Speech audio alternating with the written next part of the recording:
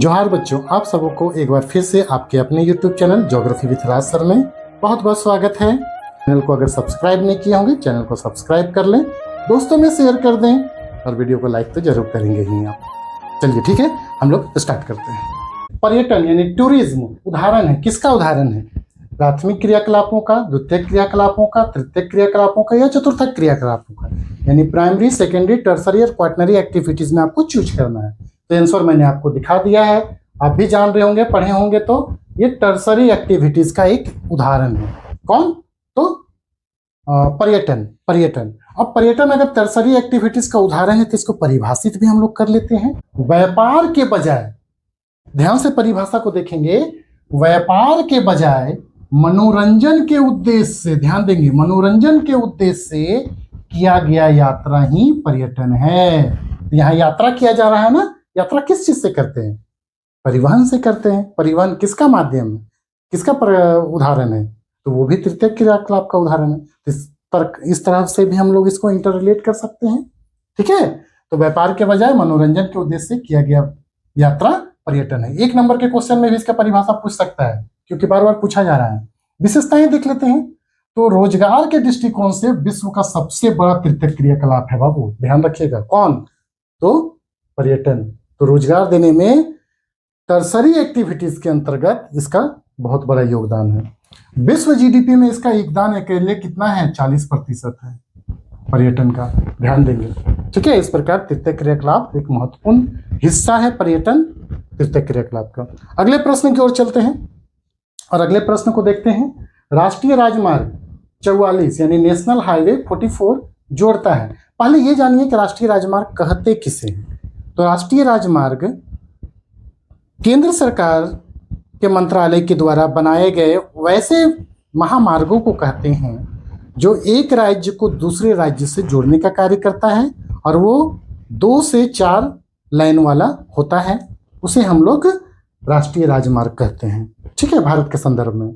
तो वो कौन सा राजमार्ग है जो भारत का सबसे लंबा है? श्रीनगर से कन्याकुमारी, सिलचर से पोरबंदर, पटना से रांची या कोलकाता से दिल्ली को जोड़ने वाला 44 किसको जोड़ता है ये? ठीक है, तो आंसर क्या हो जाएगा?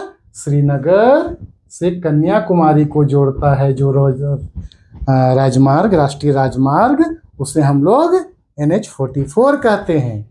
और यह भारत का सबसे लंबा NH है। कुल लंबाई कितनी है? 3775 किलोमीटर। देखिए मैप में, मैंने आपको छोटा सा मैप में दिखा दिया है। श्रीनगर से शुरुआत होता है, कन्याकुमारी तक ये जाती है। कौन? तो NH44। श्रीनगर उत्तर में जम्मू कश्मीर का एक हिस्सा है, ठीक है ना। कन्याकुमारी तमिलनाडु का हिस्सा है। इसको आप लोग उतार लेंगे और बनाते चलेंगे। अब हम लोग नेक्स्ट प्रश्न की ओर आगे बढ़ते हैं। अगले प्रश्न को देखते हैं। प्रश्न संख्या 10। स्वेज नहर जोड़ता है, किसे जोड़ता है स्वेज नहर? तो 4 ऑप्शन है आपके पास। भूमध्य सागर को काला सागर से, काला सागर को लाल सागर से, या फिर भूमध्य सागर से लाल सागर को, या भूमध्य सागर से अरब सागर को। तो सही आंसर आप लोग सबको जान रहे हैं कि भूमध्य सागर को लाल सागर से जो नहर जोड़ता है उसे हम लोग स्वेज नहर कहते हैं।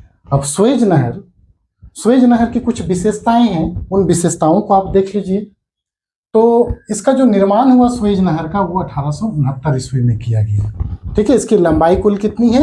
160 किलोमीटर। जबकि गहराई कितनी है स्वेज नहर की? तो 11 से 15 मीटर इसकी गहराई है। लोकेशन देख लेंगे स्वेज नहर का कहाँ पे है। तो देखिए, यूरोप है, भूमध्य सागर है और ये अफ्रीका है। इधर सऊदी अरब है और इधर एशिया है। तो यहाँ पे देखिएगा लाल सागर है, लाल सागर है ये बीच वाला, और ये भूमध्य सागर है यूरोप और अफ्रीका के बीच में। तो भूमध्य सागर को देखिए, यहाँ पे भूमध्य सागर है, यहाँ लिखा, हाँ, भूमध्य सागर को लाल सागर से जोड़ने का कार्य कर रहा है। और इसी बीच में यहाँ पे मिस्र के पास ये वाला जो भाग है, मिस्र के पास एक स्थलीय भाग है जिसको सिनाई पेनिसुला कहते हैं। क्या कहते हैं? उस स्थलीय, संकीर्ण स्थलीय भाग को सिनाई पेनिसुला यानी सिनाई प्रायद्वीप। और वह स्थलीय भाग ही दोनों जलीय भागों को बीच में बाधा का कार्य कर रहा था। तो यहाँ पे क्या किया गया, जब ओटोमन तुर्क का यहाँ पे अधिकार हो गया, इधर से जाने में दिक्कत होने लगी, तो यहाँ पे एक नहर का निर्माण किया गया और उस नहर में सिनाई प्रायद्वीप को, मिस्र के सिनाई प्रायद्वीप को खोद कर इन दोनों जलीय भागों को जोड़ दिया गया। और सबसे भूमध्य सागर के पास जो पोर्ट था यानी बंदरगाह था उसका नाम दिया गया, उसका नाम है पोर्ट सईद। जबकि दक्षिण में लाल सागर में जो स्थल है जो यहाँ से जुड़ता है उसको बोलते हैं पोर्ट सुएज। तो ये भी पूछा जा सकता है कि ऊपरी बंदरगाह और दक्षिणी बंदरगाह वो सुएज नहर का कौन कौन सा है। तो उत्तरी बंदरगाह जो कि भूमध्य सागर में है पोर्ट सईद है, जबकि दक्षिणी बंदरगाह जो कि लाल सागर में है उसे पोर्ट सुएज के नाम से जाना जाता है। जिसको आप लोग देख लेंगे, उतार भी लेंगे। अगले प्रश्न की ओर चलते हैं। प्रश्न संख्या 11 है। अगला प्रश्न कौन सा है? 11 है। इसमें पूछा जा रहा है कि किस वर्ष भारत को इंटरनेट की सुविधा प्राप्त हुई। देखिए ये प्रश्न थोड़ा सा कंफ्यूजन वाला है, जवाब थोड़े से अलग अलग हो सकते हैं, मैंने इसको स्पष्ट करने का प्रयास किया है। ठीक है, किस वर्ष भारत को इंटरनेट की सुविधा प्राप्त हुई, क्योंकि यह तथ्यात्मक चीज है, संदर्भ के अनुसार इसका आंसर आ सकता है। तो 1995, 1998, 1999 और 2000 ईस्वी। मेरे अनुसार जहां तक मैंने इसको देखा, अभी एनालाइज किया, तो 1995 आंसर इसका सबसे परफेक्ट आंसर जा रहा है। 1995 व्याख्या कर लेते हैं, उससे और चीजें आपकी क्लियर हो जाएंगी। तो भारत में इंटरनेट की प्रारंभिक उपयोग कब हुआ था? सो देखिए, भारत में इंटरनेट की प्रारंभिक उपयोग किया गया 1886-87 में। किस संदर्भ में? तो शैक्षणिक एवं अनुसंधान संस्थानों के संदर्भ में किया गया था 1986-87 में। और आम जनता के लिए इसे खोला कब गया? तो 1995 में, 1995 ईस्वी में। और उस समय संचालित कौन सा संस्था कर रही थी? तो VSNL, विदेश संचार निगम लिमिटेड द्वारा संचालित किया जा रहा था। ठीक है, तो ये आंसर होगा, इसको आप लोग देख लेंगे। अगले प्रश्न की ओर हम लोग बढ़ते हैं। निम्न में से प्राचीन शहर कौन सा है? एंशिएंट सिटी के बारे में बात की जा रही है। निम्न में से प्राचीन शहर कौन है? तो वैसे शहर जिसे हम लोग प्राचीन इतिहास में पढ़े होंगे उसी को प्राचीन शहर कहेंगे। तो देखिए 4 ऑप्शन है आपके पास, पटना, रांची, मुंबई, दुर्गापुर। जाहिर सी बात है ये सारे आधुनिक नगर हैं। औपनिवेशिक काल में ब्रिटेन के द्वारा ये सब स्थापित किए गए। दुर्गापुर को भी ग्रेट ब्रिटेन के द्वारा वहाँ पे इंडस्ट्री स्थापित की गई थी। मुंबई एक व्यावसायिक नगरी है और औपनिवेशिक काल में इसका ज़्यादा डेवलपमेंट हुआ। आधुनिक समय में, आधुनिक काल में रांची झारखंड की राजधानी है, स्थापित हुआ आधुनिक काल में ही, आधुनिक इतिहास, भारत के आधुनिक इतिहास में। जबकि पटना का जिक्र हम लोग प्राचीन इतिहास में देखते हैं, पाटलिपुत्र के रूप में।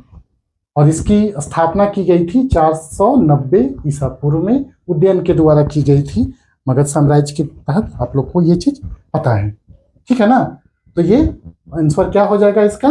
तो पटना हो जाएगा, यानी पाटलिपुत्र सबसे प्राचीन शहर है इनमें से। अगले प्रश्न की ओर चलते हैं हम लोग, अगले प्रश्न को लेते हैं। तो अगला प्रश्न में आप आइए, चाय उत्पादक प्रदेश हैं, कौन से हैं? तो चाय कैसा एक फसल है? तो रोपण कृषि है। औपनिवेशिक काल में ब्रिटेन वासियों के द्वारा भारत में इसे विकसित किया गया था, पर्वतीय क्षेत्रों में जहां पे इसकी भौगोलिक दशाएं पाई जाती हैं। तो देखिए 4 ऑप्शन है, दार्जिलिंग, जलपाईगुड़ी, कूच बिहार या इनमें से कोई, इनमें से सभी। तो दार्जिलिंग भी पश्चिम बंगाल में है, जलपाईगुड़ी भी पश्चिम बंगाल में है, कूच बिहार भी पश्चिम बंगाल में। और तीनों ये कहाँ पे है पता है? ये तो जैसे यहां से हम लोग भारत का मानचित्र बना रहे हैं,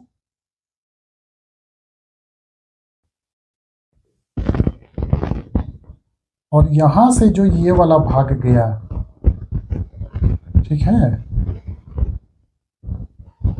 ये वाला भाग, तो ये जो नेक वाला क्षेत्र है एकदम यहाँ वाला भाग, यहाँ चौड़ा हो जाता है, तो ये वाला भाग में आपको मिलेगा कौन? तो ये तीनों शहर मिलेंगे, दार्जिलिंग, जलपाईगुड़ी और कूच बिहार। और ये पर्वतीय क्षेत्र हैं, और इन पर्वतीय क्षेत्रों में ही चाय की बागान लगाए गए हैं। कहाँ पे? तो पश्चिम बंगाल में। तो आंसर क्या हो जाएगा? इनमें से सभी। मैं बार बार बोल रहा हूँ, चैनल को जरूर सब्सक्राइब कर लें, क्योंकि ये आपके एग्जाम तक मैं आपके साथ जुड़ा रहूंगा। जो चैनल को देखें उनको बहुत बहुत धन्यवाद, और दोस्तों में शेयर कर देंगे। सभी का दिन मंगलमय हो, सभी को have a nice day. Thank you.